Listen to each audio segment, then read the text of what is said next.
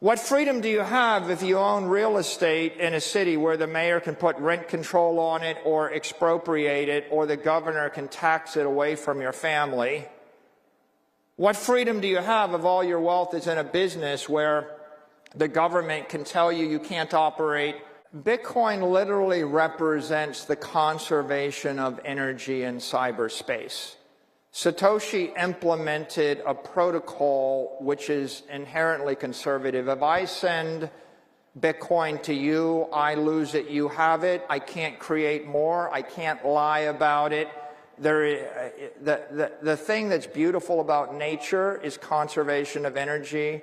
Conservative is based on natural law. It's based on the idea that if you just make something up which isn't true, you'll be punished. And the Bitcoin network represents that innate integrity and truth. You know, if you think about the world today, there's just an inherent force. There's a struggle between capitalism and socialism, between people that believe in freedom and free markets and those that believe in central planning and collectivism.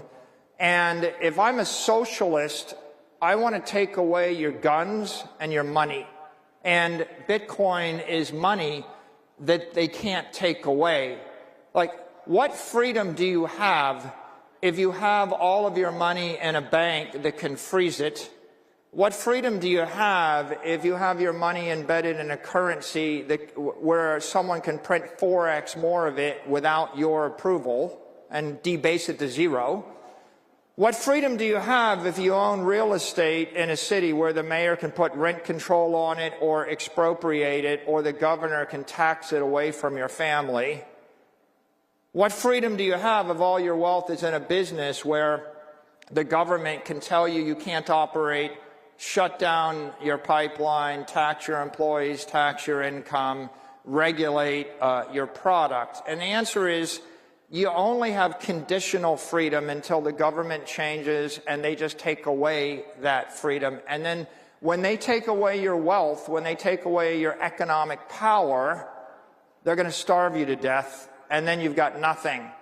So Bitcoin represents putting your economic wealth in cyberspace. It's beyond the reach of the mayor, beyond the reach of the governor, beyond the reach of any nation state, beyond the reach of any other company that would do you harm. It is the first time in the history of the human race that you can bind economic energy tightly to an individual, to a family, to your company, and you don't have to ask permission to have economic wealth, to have money. And you don't have to live in fear that someone gets up on a morning and just takes it all away from you to power you down. And so if I am conservative, I want a family, I want a company, I want freedom. Well, how are you going to pay for it? And if you live in a country like Venezuela and the currency goes to zero, you're going to be begging for food next week.